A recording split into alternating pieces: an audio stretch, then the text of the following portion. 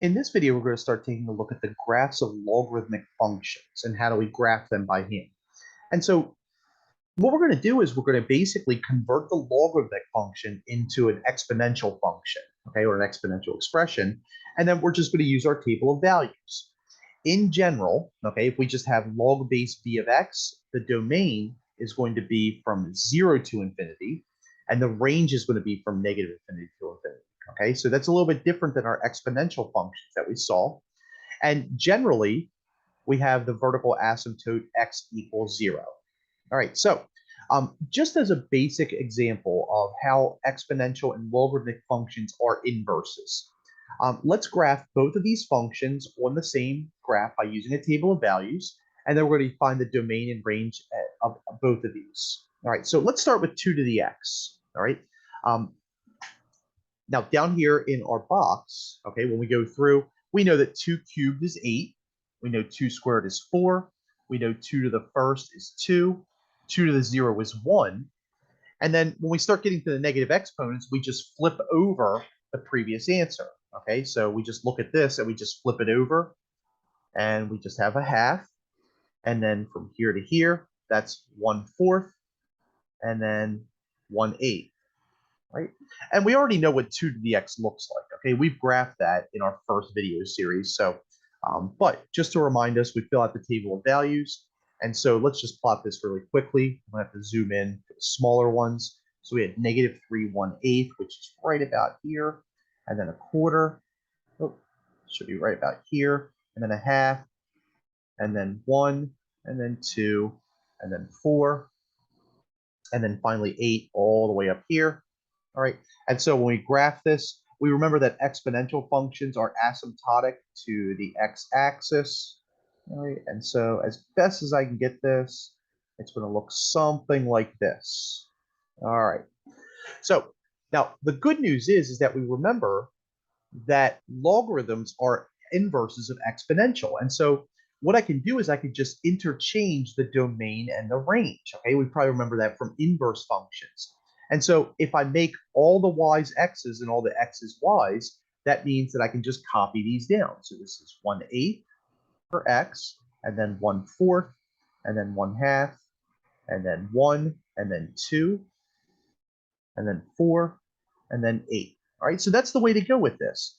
Start by finding the exponential representation for the logarithm, okay? And we'll see this in the next example where we don't have the exponential function, and then just plot as such, all right? And so if we have our points, let me zoom in again, okay? So x is 1/8, and if we have 1/8 for x, well, let me go back, sorry. Go back over here. We have -3 for 1/8. Okay, so we have our 1/8 and we have -3 right about here. Right, and then we have 1/4 -2, and then 1/2 -1, and then 0 1, or sorry, 1 comma 0, and then 2 comma 1, right, and then 4 comma 2, right, and then finally all the way over we have 3/8. So a little bit up, right? And I'm just zoomed in so to make this easier. And so it's going to look something like this. So it's going to go down forever, and then we're just going to play connect the dots, right? And this is going to be our logarithmic function. Now, if I zoom out, what we're going to see is that these two functions are inverses of one another, and they are reflected in the line y equals x. Okay, so if I was to construct the line y equals x, okay, which looks something like this, okay.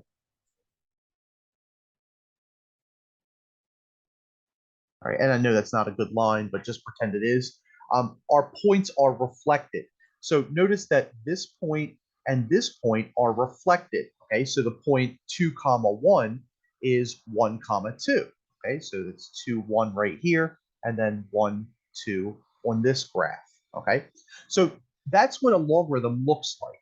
Okay, now if I was to define the domain, range, and asymptotes for both of those, okay, I'll do up here the domain of your logarithmic function or your exponential function is going to be from negative infinity to positive infinity.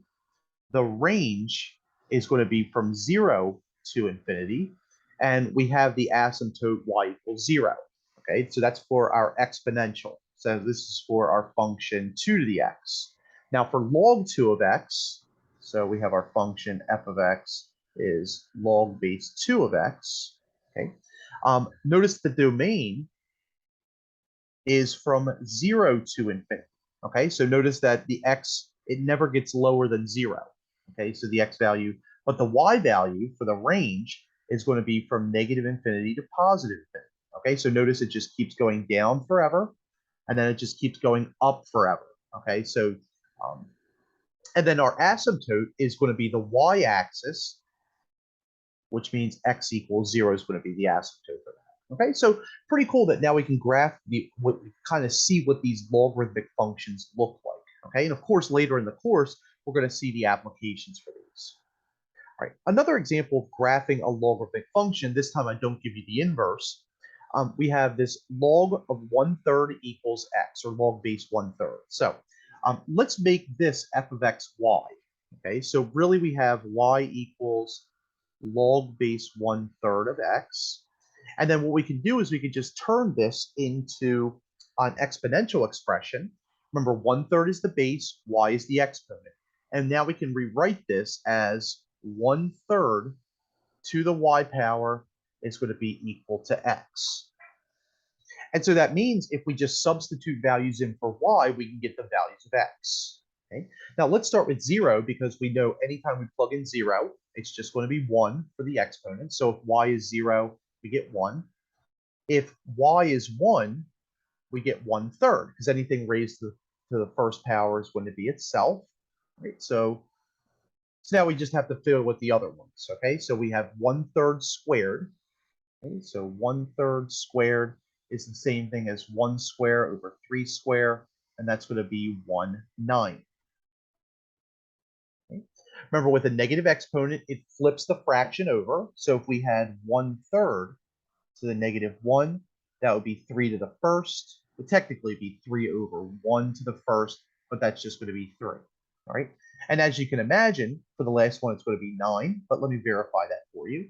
That's going to be 1/3 to the minus 2, which is going to be 3 over 1 squared, which is 3 squared, which is 9. All right, so now let's plot these points and let's finish this one off.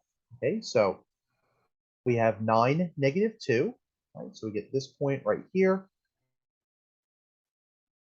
And then we have 3, negative 1. Right, so with this point. And then we have 1 comma 0, this point here. We have 1/3 1. All right, so we have 1/3 and 1, which is just about here. And then we have 2 1/9, all right, which is going to be here. And so it looks like this time it's going this way, all right, as best as I can. And again, please forgive me because this is on the computer. It's not too awful. I give myself a 3 out of 10 for my graphing abilities. This time it's a little bit different than what the previous sort of logarithm was. All right, so the domain is still going to be from negative infinity. I'm sorry, the domain is still going to be from 0 to infinity. Okay, so notice that we never cross the y-axis. Okay, so we're going to have from 0 to infinity. The range, okay, notice that it keeps going down, so it keeps getting smaller and smaller this way, and then obviously it just keeps getting bigger and bigger going up. So the range is from negative infinity to infinity. And then finally, the asymptote, we're still trying to get, like it's trying to get here, but it's just not going to ever make it. Okay, so that's going to be our asymptote. Okay, so that's it. That's all we have to do to graph our logarithmic sorts of functions. And so it's really one more step. Okay, all we're doing is we're just changing the logarithm to an exponential. Instead of making up values for x, we just use -2, -1, 0, 1, 2 for y. Okay, just like we did here. All right, and then we just fill in those table of values and we plot. All right, so our next video, we're going to take a look at what the natural logarithmic function looks like, and then we're going to do some transformations as well.